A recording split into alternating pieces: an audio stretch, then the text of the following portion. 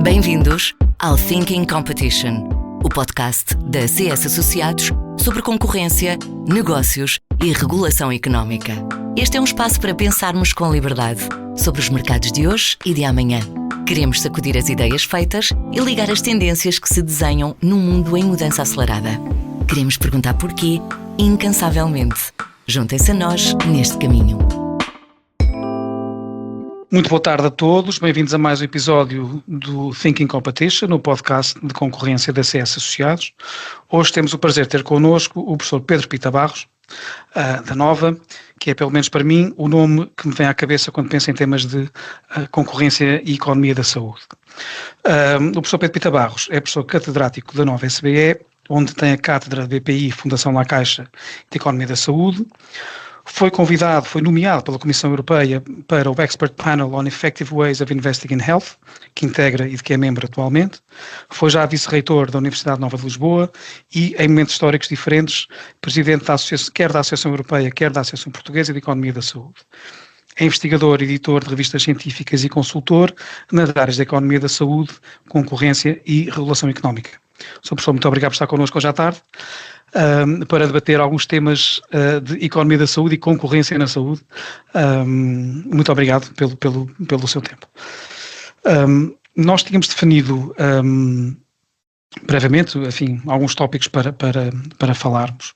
O primeiro dos quais tem a ver aqui com quase uma vaca sagrada, que é a distinção entre público e privado na estrutura da oferta concorrencial na saúde. A visão tradicional e consolidada, quer na opinião do regulador da saúde, julgo eu, Sr. Professor, corrijo-me se eu estiver a dizer alguma asneira, a ERSE sem E, quer na opinião da Autoridade da Concorrência, é de que não existe concorrência entre o público, entre o Serviço Nacional de Saúde e os operadores privados. Pelo menos na oferta de cuidados de saúde hospitalares, enfim, este mercado é um bocadinho mais abrangente. E há vários argumentos nesse sentido, enfim, uma ideia de oferta gratuita, pelo menos gratuita para o utente, versus uma oferta paga, alguma diferença de qualidade nos serviços, como nomeadamente a rapidez no agendamento de consultas, e o facto de podemos dizer que há redes de acesso diferenciadas de alguma forma com os utentes dos hospitais públicos a terem de ser referenciados previamente pelos centros de saúde. Esta visão que separa de uma forma mais ou menos rígida o público e o privado na oferta de cuidados de saúde continua a fazer sentido, ou numa leitura mais ampla não existirão algumas dimensões em que o Serviço Nacional de Saúde concorre com os privados? Muito boa tarde e obrigado por este convite. É um prazer podermos estar aqui à conversa de dois temas que eu realmente gosto de tratar, a economia da saúde e os problemas de defesa da concorrência, por outro lado, e portanto é muito feliz podermos juntar isto hoje. E estou a fazer mentalmente um flashback desta discussão sobre se há ou não concorrência entre público e privado. Aqui nós temos, quando falamos da área de saúde, temos que desde logo fazer uma distinção inicial, que é que estamos a colocar isto a discussão na parte de cuidados de saúde, portanto, prestação de cuidados, e poderíamos estar também a falar da concorrência na parte de financiamento, que é seguradoras, serviço público, Serviço Nacional de Saúde, etc. Deixemos essa parte e vamos nos concentrar na parte da prestação. E quando temos esta divisão tradicional entre público e privado, e no privado temos entidades com fins lucrativos e entidades sem fins lucrativos, que também têm as suas nuances, nós podemos desde logo colocar a questão de como é que esperamos que as pessoas escolham. E quando falamos em defesa da concorrência, normalmente gosto sempre de pensar no outro lado da moeda, que é o que nos interessa é saber do ponto de vista do utilizador, do consumidor, no caso de serviços de saúde utiliza-se muito mais vezes a palavra utente, que capacidade é que ele tem de escolher e o que é que ele vai escolher ou não vai escolher em termos das suas decisões. E aí nós poderemos perceber se eles estão em concorrência ou não. E por exemplo, quando nós falamos, ou quando se quiser falar de questões de escolha de situações de emergência, só nessa parte, as chamadas urgências, nós temos algumas particularidades interessantes. Se estivermos a falar de situações verdadeiramente urgentes, emergentes, na verdade nem é o próprio cidadão que escolhe, será uma ambulância que escolhe, será um serviço de bombeiros, será alguém que escolhe, e nesse caso, certamente não faz muito sentido estar a falar em concorrência. Existe uma rede de referenciação, o serviço de atendimento de doentes emergentes levará a pessoa para o local que está pré-determinado, que será da referência. E nesse sentido, não havendo uma decisão da pessoa, eu diria que não existe concorrência entre público e privado. Não existe, na verdade, concorrência entre setor público do CUR, porque há uma decisão, há uma prévia decisão de alguma forma. Se nós, por outro lado, estivermos a falar das urgências mais suaves, digamos assim, das situações que não são emergência, mas em que sentimos a necessidade de ter um contacto com um profissional de saúde, e assim já podemos pensar se existe ou não uma situação de concorrência. Quando um utente tem que pensar, estou disponível a ir a um hospital público, mas na mesma zona existe também um hospital privado que me atende também para a mesma urgência com outro preço. Se eu, como cidadão, encarar a possibilidade de escolher um ou outro, então eles de facto estão em concorrência, mesmo que do ponto de vista do sistema se queira dizer que não. Basta ao cidadão ter essa possibilidade de escolha para nós podermos dizer que eles estão de alguma forma em concorrência. É uma concorrência igual à que existe noutros setores? Não, certamente que não. Porque no caso do setor público existe uma proteção financeira que é dada automaticamente, e em que se a pessoa for um serviço de urgência ou paga uma taxa moderatora se aparecer à porta, se for uma urgência hospitalar, ou se for referenciado pela linha SNS 24, ou se for primeiro a um centro de saúde e depois referenciado para o hospital, não paga sequer uma taxa moderadora e, portanto, não tem um preço associado. Enquanto que se for a uma urgência privada, também dependerá se tem seguro que o proteja parcialmente e pague parte do valor dessa urgência, ou terá de pagar na íntegra o valor de um episódio de urgência. E, portanto, o preço monetário é diferente, tal como também é diferente, eventualmente, o preço de tempo de espera, não? Que muitas vezes surge também na discussão pública. E, no fundo, o que nós temos é uma concorrência que surge não numa única dimensão, mas a pelo menos duas dimensões diferentes, que é o tempo de espera e o preço monetário, mas não deixa de ter uma concorrência. Isto é, havendo escolha do utente, necessariamente existe concorrência. Eu sei que muitas vezes se gosta mais de falar em discurso público da complementaridade entre o setor público e o setor privado. E assistimos isso em muitos documentos oficiais e em muitas discussões públicas. Eu entendo como querendo dizer, eles são complementares porque há pessoas que vão a um lado e, como não têm a resposta toda do que precisam, complementam essa resposta indo também depois ao outro lado. E no caso das urgências, há pessoas que escolhem uma opção, outras que escolhem outra, pelas razões que bem entendam. Essa noção de complementaridade não é uma noção económica no sentido de funcionamento do mercado, não é? Ou do funcionamento das atividades económicas. Eu sei que também existe uma grande resistência a chamar mercado, é o meu defeito de economista, é ver mercados em todo o lado, mas no fundo, no fundo, o desenvolvimento das atividades económicas, mesmo sendo atividades de prestação de cuidados de saúde, se as pessoas podem escolher em alternativa uma ou outra, eu diria que estarão em concorrência. E, portanto, do ponto de vista de decisão, também estou convencido que o setor privado, quando pensa nas suas aberturas de instalações, pensa certamente qual é a oferta pública que existe nessa zona. Provavelmente o setor público, quando pensa na abertura de equipamentos e de oferta, provavelmente não pensa tanto no setor privado como o setor privado pensa sobre o que se passa no setor público. E provavelmente há aqui funcionamentos assimétricos, digamos assim, nas dinâmicas concorrenciais entre eles. Como estou convencido, provavelmente o gestor da unidade pública dá atenção a aspectos diferentes do que dá o gestor da unidade privada. Mas isso não significa que, do ponto de vista do utente, não haja, de facto, esse aspecto de concorrência. E depois nós podemos passar esta ideia para os outros níveis, por exemplo, cirurgias programadas. Existe ou não existe concorrência entre setor público e setor privado? Bom, até certo ponto também existe, e nós vemos-la todos os dias, quando as pessoas escolhem ser operadas, ter uma operação de anca. A partir de determinada idade pode ser comum ter uma operação de anca. Tê-la no setor privado, com ou sem cobertura de seguro, quando poderiam esperar 1, 2 anos, 3 anos, quem sabe, no setor público, mais uma vez estão a fazer uma escolha económica entre duas alternativas e, portanto, nesse caso estão em concorrência. Diz-se que não estão em concorrência porque as pessoas não estão dispostas a esperar e, portanto, são empurradas para o setor privado. Na verdade, é uma questão de dizermos que, ok, o preço monetário, não é, neste caso, fica mais barato que o preço de tempo de esperar e, portanto, a pessoa é, de facto, empurrada, mas não significa que não tivesse a escolha. Quando eu olho para estas lógicas de concorrência, eu penso em termos de escolha, mesmo que não seja condições iguais nos dois lados.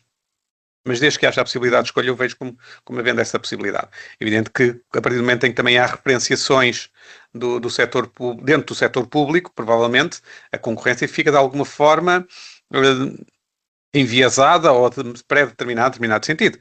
Se foram aos cuidados de saúde primários, se estiver com um médico de família e decidir que deve ter uma consulta hospitalar, ele vai-me direcionar para um hospital público e nessa ligação, por construção do desenho, eu não tenho as mesmas opções que tenho em termos de tempo e preço de escolher setor público e setor privado. Mas, mais uma vez, eu posso optar pelo setor privado se eu quiser, ninguém me proíbe de o fazer. E, portanto, nesse sentido, Agora mais uma vez... Desculpe interromper, já tem aí uma opinião clínica que encaminha, que é uma referenciação muito forte, não é? Sim, mas a referenciação pode ser simplesmente dizer, você precisa consultar um especialista em ortopedia, digamos. Eu proponho este no Hospital X. Eu proponho este no hospital porque assim não paga nada. Mas se eu perguntar ao médico, mas se eu for a um hospital ou a um especialista, ou a um consultório privado até, um ortopedista privado que nem pertence a nenhum grupo, tem a sua clínica individual, se eu for lá existe problema? Ele se calhar poderá dizer-me que não tem problema, apenas terei que pagar o valor dessa consulta. E, portanto, de um ponto de vista conceptual, nós temos muitas vezes estas duas variáveis diferentes, o tempo de espera e o preço monetário naquele momento, que condicionam a forma como as pessoas escolhem, que enviesam pelo desenho do sistema de saúde, enviesam mais num sentido ou noutro, mas que não deixa de colocar em concorrência, mesmo que não seja equilibrada, os dois lados. O que nós podemos perguntar é, será que deveríamos ter aqui o chamado level playing field ou não? Quer dizer, se deveríamos ter um outro tipo de concorrência que não esta. E aqui já a minha resposta é diferente daquilo que eu muitas vezes tenho noutros mercados, em que level playing field faz todo sentido. No caso concreto da área da saúde, por haver proteção de seguro e haver proteção de seguro público, faz sentido haver mecanismos de referenciação, faz sentido ter os mecanismos de que nós chamamos de gatekeeping, que é de haver um controle prévio do que é utilizado, porque senão teríamos o chamado problema da conta do restaurante, que é, se eu disser a alguém, olha, vá jantar onde quiser que eu pago-lhe a conta, a escolha é certamente diferente do que se disser, olha, você vai jantar, mas paga a sua conta. E, portanto, claro. E aqui nós temos o valor da proteção financeira que damos às pessoas, altera as suas escolhas, e, portanto, as suas escolhas em funcionamento do mercado não pode ser exatamente a mesma do que se não houvesse essa proteção financeira. E, portanto, a lógica de level playing field tem que ser colocada de uma forma diferente neste lado. O que não impede que tenham a possibilidade de estar em concorrência de si.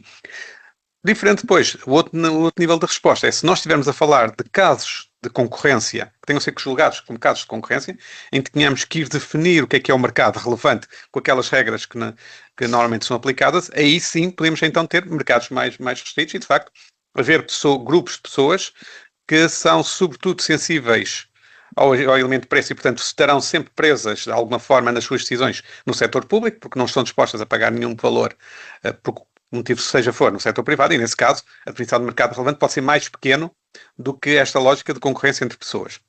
Portanto, aí teremos nuances provavelmente diferentes, não é? Mas isso já é quando nós começamos a aplicar uma série de conceitos e de princípios de defesa da concorrência a mercados concretos.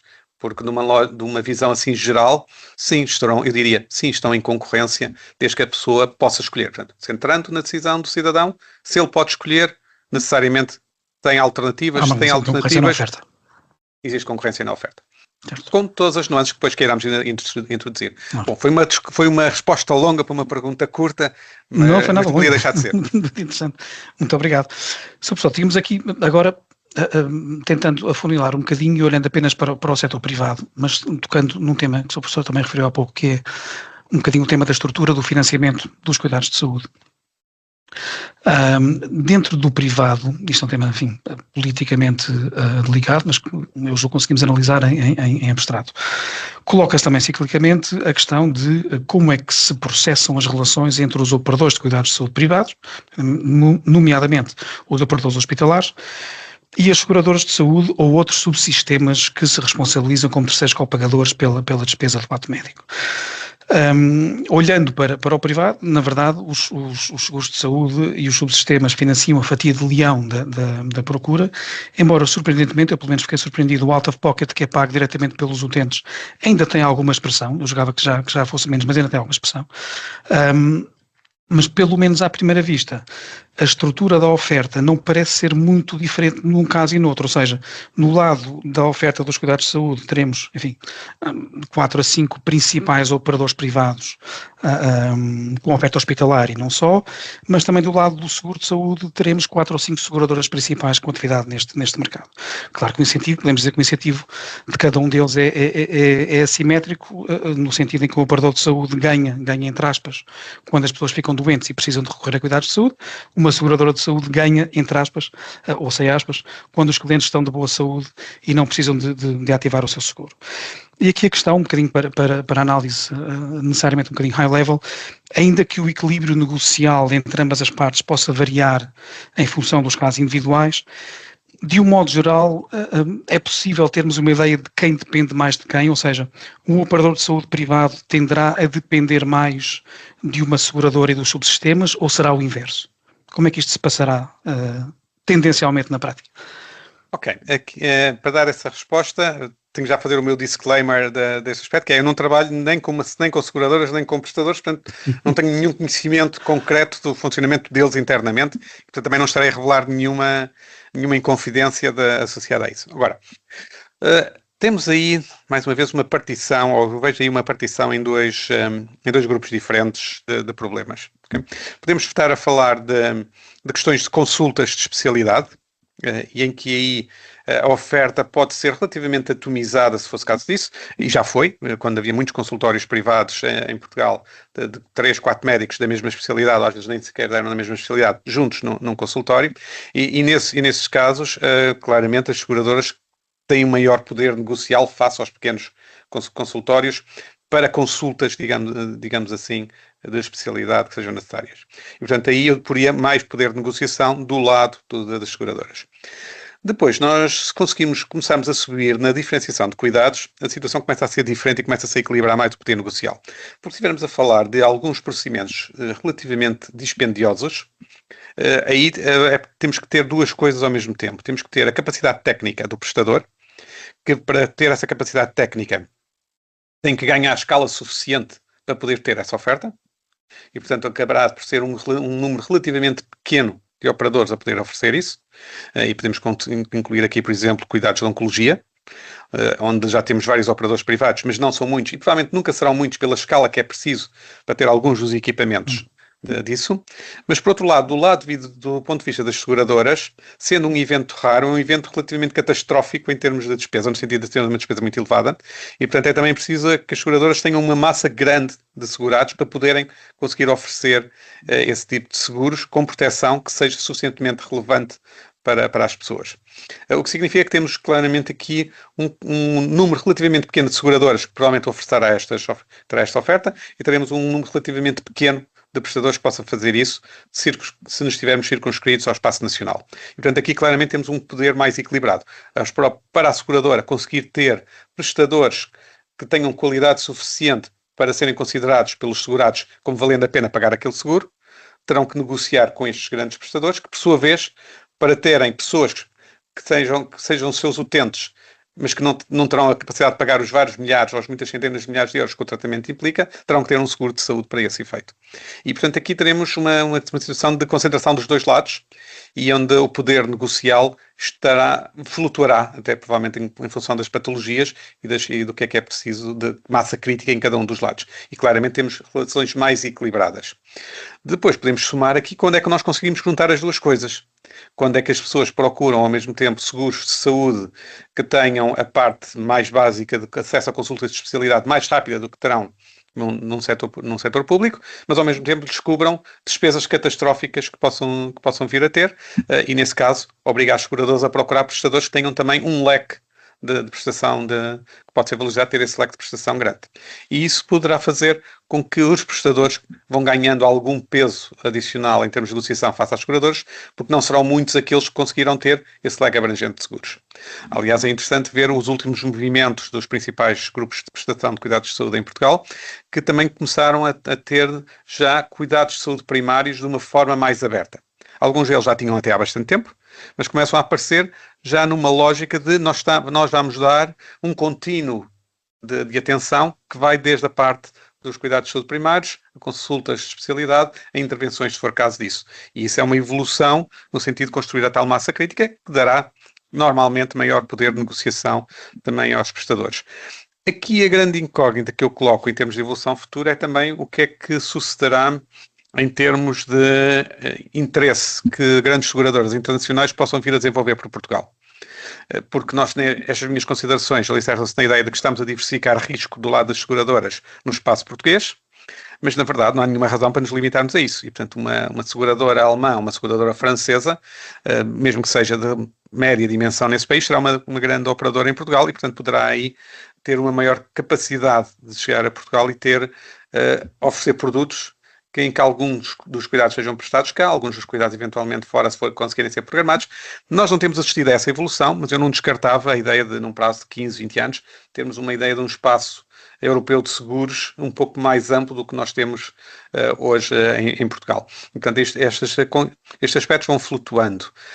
O que neste momento é verdadeiramente surpresa em Portugal, ou pelo menos é surpresa, continua a existir esse aspecto, é o elevado valor que está associado a pagamentos diretos que as pessoas fazem, o chamado out of pocket, como há pouco foi referido, que ainda existe um volume muito grande de pagamentos em que as pessoas pagam diretamente ao prestador de cuidados de saúde. E isso abre um espaço para também haver maior intervenção das seguradoras, que ao ocorrer lhes dará provavelmente também algum poder de negociação adicional. Embora na verdade neste momento não tenho uma fotografia muito clara de saber se este out of pocket que existe é porque as pessoas não têm de todo seguro, ou se no seguro privado que têm pagam uma parte substancial dos custos que depois aquilo implica. Isto, no fundo, qual é a abrangência do seguro em termos de proteção financeira versus terem ou não terem seguro. Isso é algo que seria interessante que nós conseguíssemos ter mais informação. Os esforços feitos pelas entidades reguladoras na área dos seguros de saúde e pelas associações das seguradoras vão-nos dando alguma informação, mas como é natural, isto é informação que alguma dela provavelmente será sensível do ponto de vista de ambos os operadores, seguradoras e prestadores, e portanto não se tem uma fotografia total. Mas é algo que eu diria que está em evolução e provavelmente com alterações de poder de negociação, consoante também o tipo de cuidados que estejamos a falar. Um tabuleiro a acompanhar. Nós vamos tentar fazê-lo atentamente nos próximos tempos. Sr. Professor, o próximo tema que aqui tínhamos é um tema logístico ou operacional, digamos assim, e que pode operar como uma barreira ou ter um impacto transversal sobre todo o setor da saúde e, portanto, abrangente público e privado, do mesmo modo que é o tema da escassez de médicos. A escassez cujo impacto se acentua tendo em conta um aumento quase explosivo da procura por cuidados de saúde em Portugal e não só, em Portugal e na Europa em geral nas últimas décadas. Em Portugal, e não é um exclusivo nacional, temos efetivamente a falta de médicos. Poderemos estar a ter aqui um tema gradual com uma substituição apenas parcial de um universo muito relevante de clínicos que vão chegando progressivamente à idade da reforma e cuja substituição integral pode não estar garantida.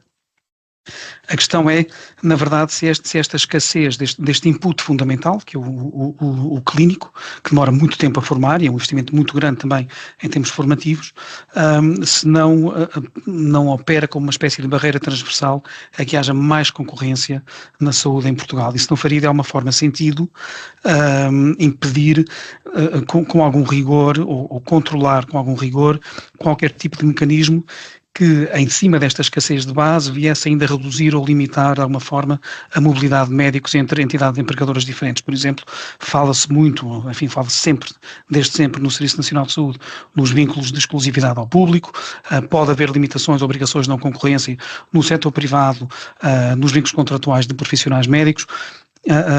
Este tipo de restrições é efetivamente monitorizado, deveria sê-lo, e abstraindo deste tema mais de detalhe, o que é que se pode fazer para resolver esta escassez abundante?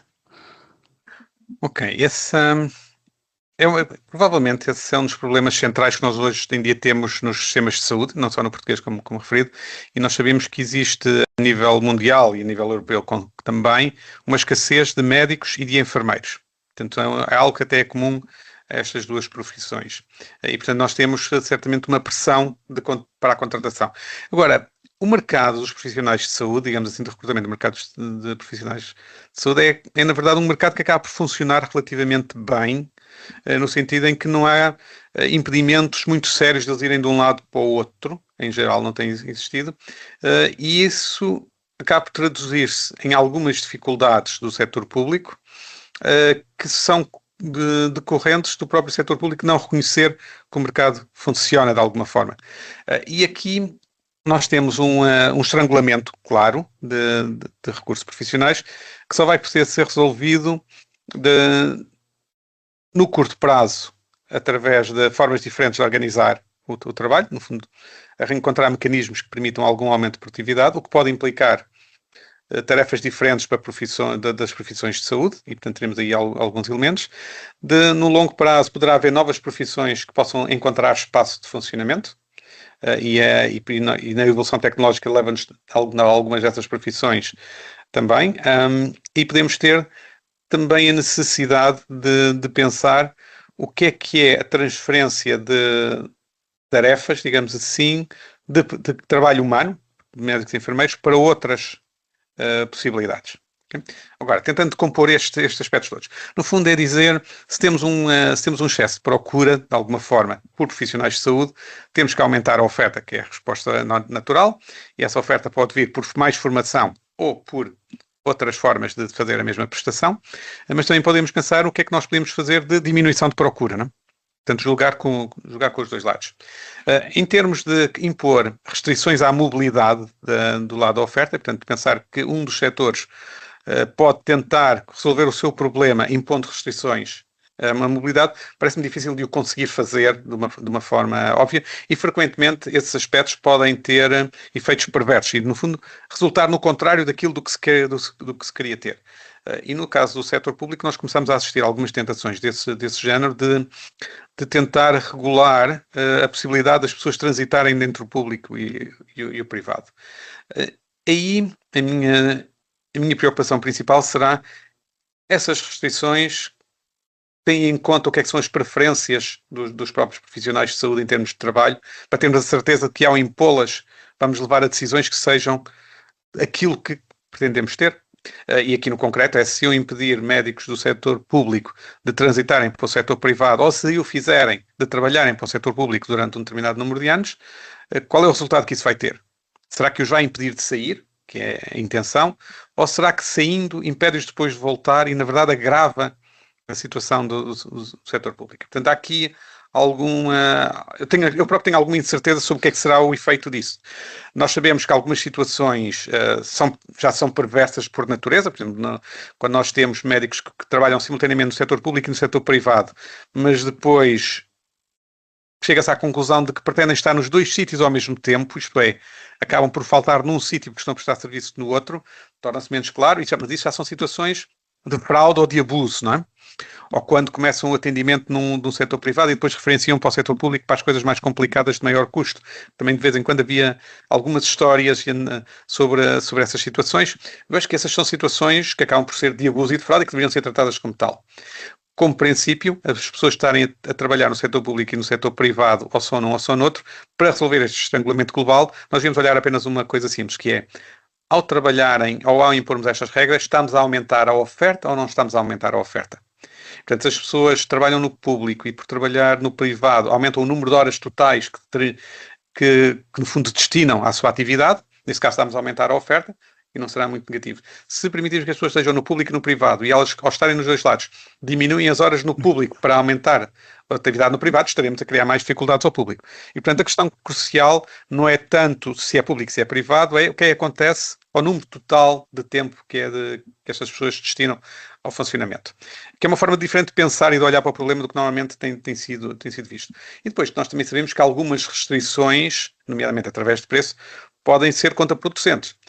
Nos últimos anos foi muito discutida a situação dos médicos que fazem a prestação de serviços através de empresas, os chamados terafeiros, ou empresas de serviços médicos. Em cada altura dizia, bom, estamos a pagar à hora 3 ou 4 vezes mais a estas pessoas do que aqueles que estamos a pagar no serviço. Isso obviamente é um problema. Mas dizer que eu vou limitar o quanto pago a essas pessoas de fora, simplesmente significa que elas deixam de oferecer esse serviço. Se deixam de oferecer esse serviço, os serviços têm que encerrar.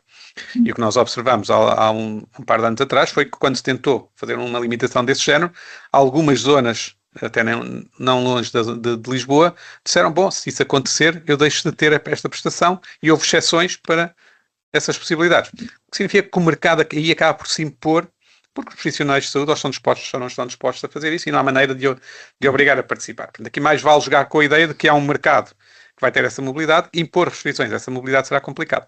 Mesmo quando se diz que as pessoas formadas pelo Serviço Nacional de Saúde depois têm que prestar 5 anos de serviço ou 3 anos de serviço no Serviço Nacional de Saúde, eu estou certo que isso poderá, num primeiro momento, reter algumas pessoas, mas depois a prazo sucederá aquelas situações como já sucedeu noutras profissões onde existem restrições do género, e todos provavelmente nos lembramos de pilotos, em que também tinham que dar o tempo, mas depois, candidatando-se a uma junta de freguesia, são dispensados do seu serviço oficial e depois podem então transitar para o setor privado.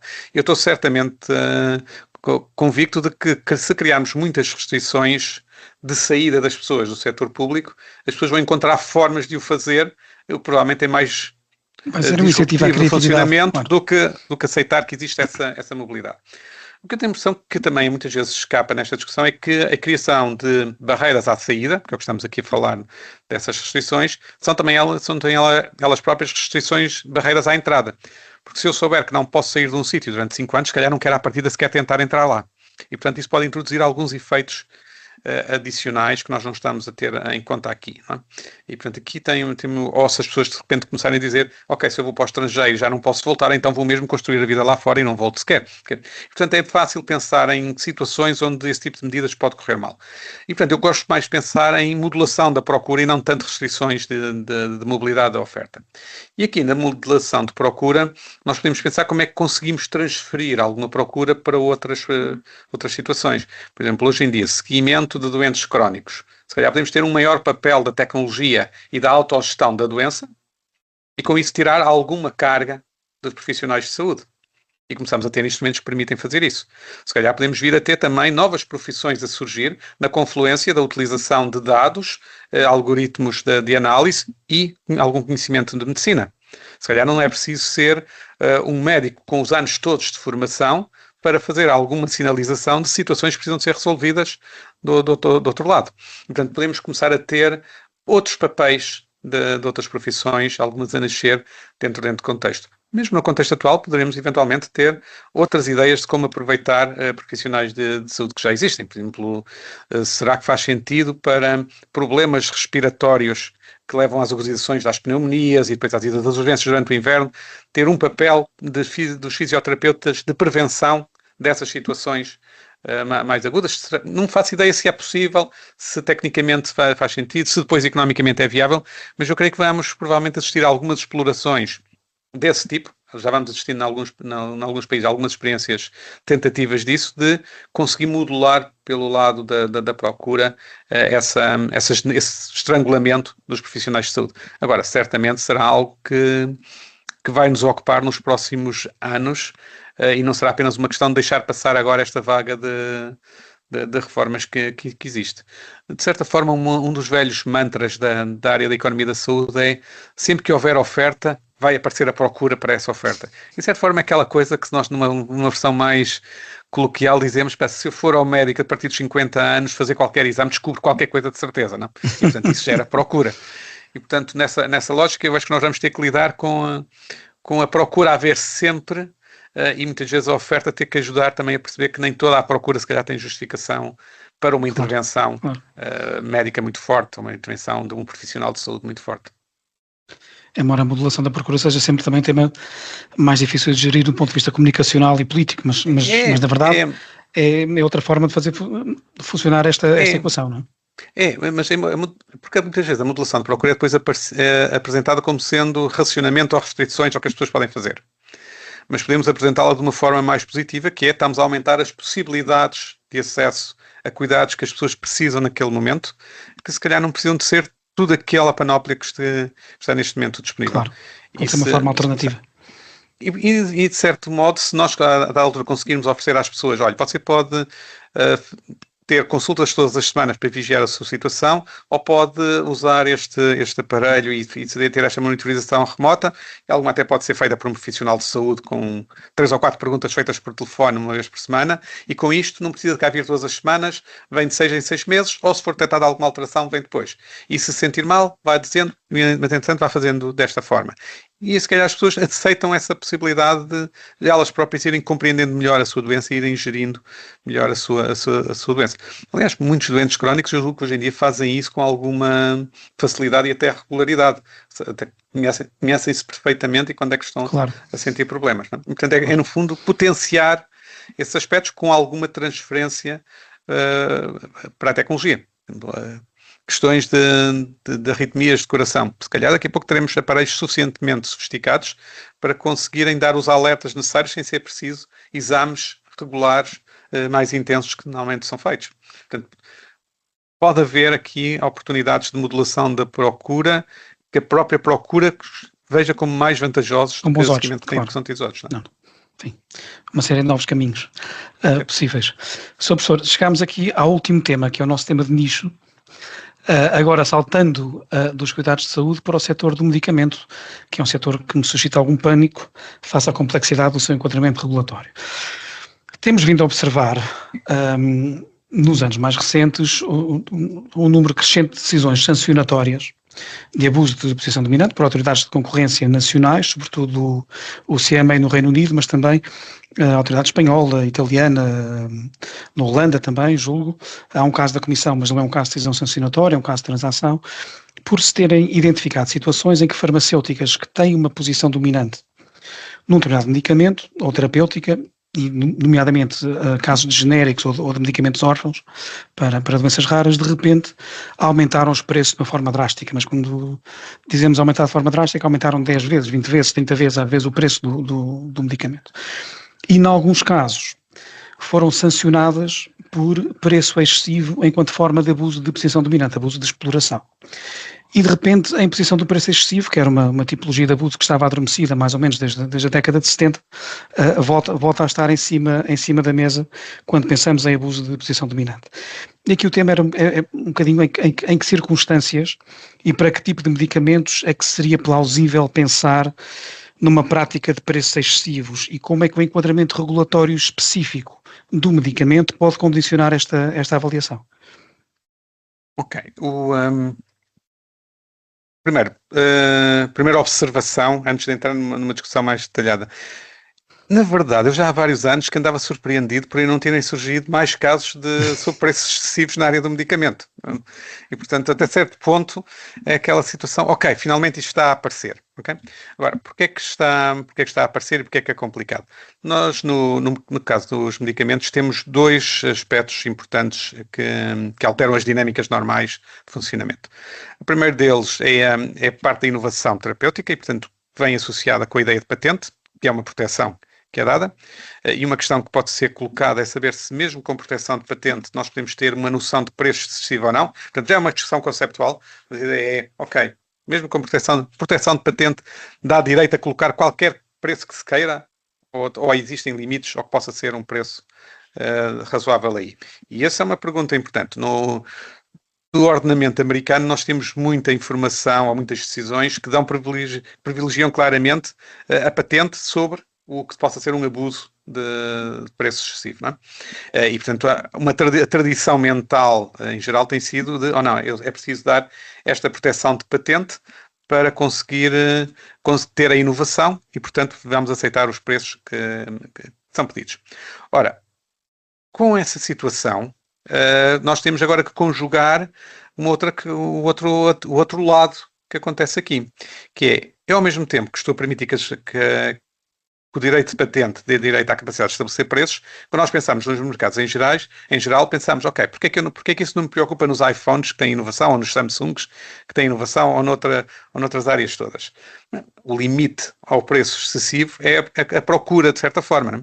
Sensibilidade à procura ao preço. Se um iPhone custar 5.000 euros, não terá certamente a procura que tem hoje e as pessoas passarão a ter muito mais Samsungs. O que é que acontece na área da saúde? Temos proteção de seguro. E, sobretudo, para os medicamentos de preço muito elevado, para situações complexas, temos um seguro quase completo, ou mesmo completo em alguns países, como por exemplo em Portugal, com o Serviço Nacional de Saúde e os medicamentos para a área oncológica. O que significa que estamos a conjugar um direito que a empresa ganha por ter patente de estabelecer o preço que quiser, com uma procura que tecnicamente não tem qualquer sensibilidade ao preço, porque quem beneficia não é quem paga. Isso, obviamente, faz disparar os preços de uma forma astronómica. Isto já foi reconhecido há bastante tempo e, portanto, os países que têm estas situações criaram mecanismos do que é chamada avaliação económica de medicamentos. Criaram regras para dizer, ok, o que é um preço admissível? Só que essas regras que foram estabelecidas dessa avaliação económica, e é muito popular um conceito que é o Incremental Cost Effectiveness Ratio, chama em inglês ICER, que é usado muitas vezes, e fala-se muitas vezes a custo-efetividade dos medicamentos. O que esse conceito acaba por definir é qual é o preço máximo que um pagador deveria estar disposto a pagar por esse medicamento, considerando os seus efeitos globais. E obviamente que medicamentos depois life-saving, nós vamos atribuir um valor elevado para isso e portanto acabamos por criar uma possibilidade de um preço elevado. Como depois essa própria lógica desse mecanismo é dizer, desde que o medicamento traga um valor terapêutico acrescentado face ao medicamento que era anteriormente usado, eu posso lhe subir o preço. E portanto eu tenho um mecanismo que me está permanentemente a permitir subir preços. E portanto eu acabo por estar a ter uma forma de evitar nestes novos medicamentos, qualquer concorrência que possa até existir entre áreas terapêuticas ou opções, porque o próprio mecanismo de definição do preço ajuda a subir o preço por ali acima. O que significa que temos começado a assistir a um crescente interesse em outras formas de determinar preços e, sobretudo, também em encontrar mecanismos de negociação de preços em cima destes outros mecanismos de avaliação económica. No fundo, dizer a avaliação económica determina-nos o primeiro patamar sobre se o medicamento tem interesse ou não tem interesse, se traz valor ou não traz valor, no jargão técnico, mas depois temos que pensar qual é o preço que faz a divisão desse valor entre a empresa que inovou e o pagador. E é depois aqui que começamos a ter novas procuras de mecanismos. E aí a ideia de preços excessivos volta a ganhar peso. Se eu não tiver um pagador que tenha capacidade de discutir o preço através de negociação, se calhar tem que haver uma intervenção de dizer, ok, esta empresa, ao estabelecer este preço, está a abusar desse valor. E, portanto, isto acaba por introduzir uma preocupação com os preços de medicamentos inovadores, que têm os seus tais, porque eu também não posso ter preços demasiado baixos, senão vou eliminar a inovação. Portanto, há aqui um equilíbrio. E essa lógica acaba por trazer outra vez para dentro do espaço de medicamento a ideia de, ok, há preços que podem ser excessivos. Então, se há preços que podem ser excessivos, vamos ver nos outros situações todas, nomeadamente em que já há genéricos, se também isso pode suceder ou não. Okay? Porque também nos genéricos se coloca a mesma questão, que é haver situações em que as pessoas estão protegidas com seguro contra o preço e, portanto, também permite ter isso. E se houver genéricos que tenham que sejam suficientemente importantes para um grupo de pessoas que têm, mesmo pagando elas alguma coisa, têm uma elasticidade de procura-preço bastante baixa, porque serão essenciais para a sua qualidade de vida, então estamos a ter a possibilidade de um preço muito elevado num mercado que esperaríamos estivesse a ser concorrencial.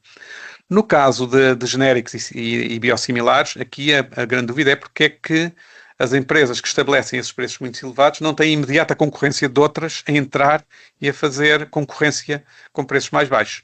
E no caso de genéricos, por definição, deveria haver essa possibilidade. Não é? Portanto, aqui há a perguntar... Claro, já não há barreira da patente? Já há a barreira da patente, portanto, o que é que impede essa outra concorrência de surgir? E aqui provavelmente a resposta seria, ok, ter um caso sobre preços excessivos aí, conceptualmente faz sentido. A questão é se vale a pena montar um caso ou se, enquanto o tempo que demora a montar o caso, existe uma situação de entrada de concorrentes nesse mercado. E se ele próprio não se acaba por reequilibrar depois. Agora, conceptualmente, eu não vejo nenhum obstáculo a considerar a possibilidade de haver preços excessivos. O problema está em definir onde é que é o patamar a partir do qual eu considero o preço como excessivo. Claro. Okay? Aí eu acho que há várias possibilidades de consideração. Obviamente, quando estamos com genéricos e existe de repente uma empresa que aumenta 10 vezes o preço, ok, aí eu acho que isso é uma smoking gun clara, não é? Claro. Bastante manifesto, sim. Aí é manifesto, e a questão é perguntar porque é que não há outras de repente a entrar, a tentar oferecer um preço mais baixo. Eu compreendo o argumento que algumas pessoas vão dizer que é não, mas aquilo já havia poucos produtores porque aquilo já tinha um preço tão baixo que já não valia a pena estar a produzir. E em alguns medicamentos isso poderá ser verdade. Mas isso não justifica multiplicar por 10 e depois não aparecer ninguém a que apenas multiplicando por 2 esteja disposto a oferecer, não é? E portanto há aqui a questão de perceber qual é a dinâmica empresarial que possa estar subjacente. E aí há um acompanhamento. Nos outros preços, e mesmo às vezes nos genéricos, preciso pensar, ok, qual é o papel do seguro? Ao diminuir a sensibilidade da procura, e portanto aqui uma forma que eu às vezes tenho proposto como pensamento é dizer, ok, se não houvesse seguro, qual seria o preço natural do mercado? Portanto, se as pessoas tivessem que pagar diretamente sem seguro de saúde ou sem seguro dado pelo Serviço Nacional de Saúde nos países em que o tem, eu teria um equilíbrio de preço aí. Se com seguro o preço subir muito face a esse valor, então eu estou, por uma forma artificial, a de introduzir uma distorção do seguro no preço de mercado, e isso pode ser um preço excessivo. Este meu argumento retira um pouco a carga de avidez ou de ganância das empresas. É simplesmente elas estarem a reagir a uma procura com baixa elasticidade. Mas nesse caso é preciso então reintroduzir de alguma forma a noção que a elasticidade de procura devia lá estar e, portanto, a ideia de um mecanismo de considerar preços excessivos pode ser uma forma de reintroduzir essa lógica de elasticidade.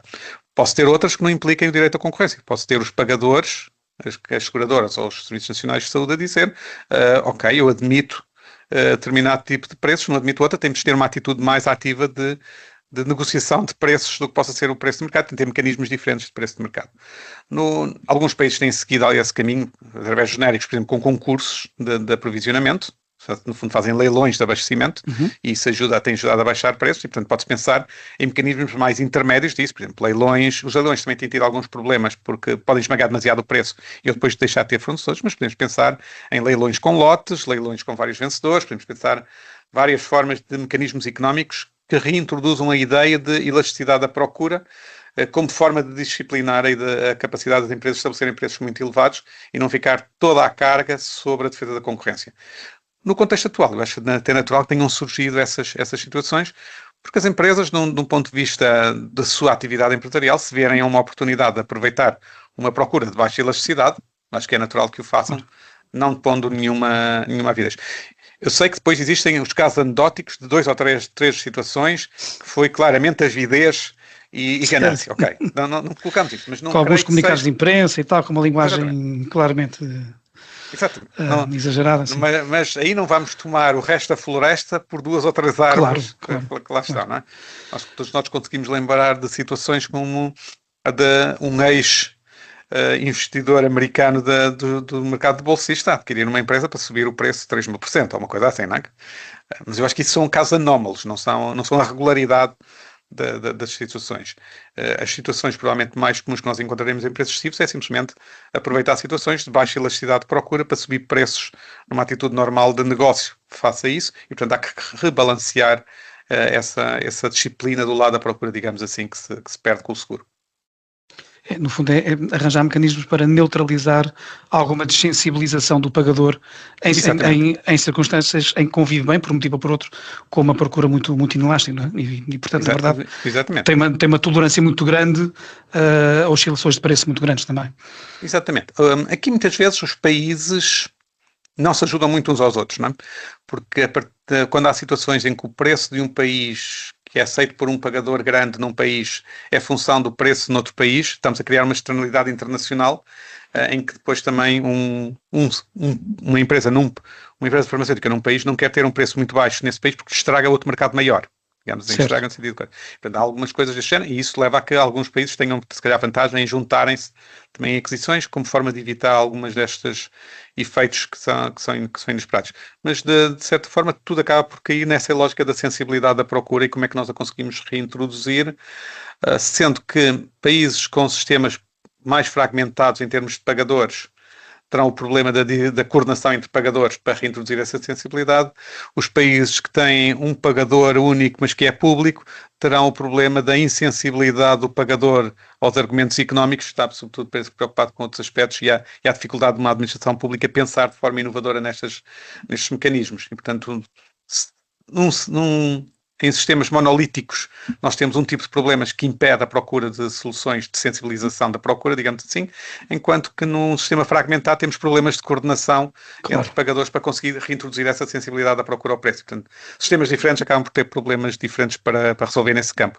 mas no essencial eu creio que é essa a resposta económica, digamos assim, a resposta conceptual do lado económico falta-nos aqui um elemento de sensibilidade ao preço, que será a limitação natural à ideia de preços excessivos, e até que introduzirmos essa sensibilidade, se calhar de facto há um papel para as autoridades da concorrência, que não é simples, que é um mercado bastante complexo, com muitas coisas a mexer ao mesmo tempo e com muita emoção, muitas vezes também associada aos tratamentos, mas que poderá ter aqui um papel de funcionamento, de ajudar ao melhor funcionamento do mercado. Portanto, há espaço, pelo menos transitoriamente. Sr. Professor, que haverá espaço, sim. Muito obrigado. Foi um prazer tê-lo connosco e estar à conversa consigo. Muito obrigado pelo seu tempo e por ter estado connosco neste episódio.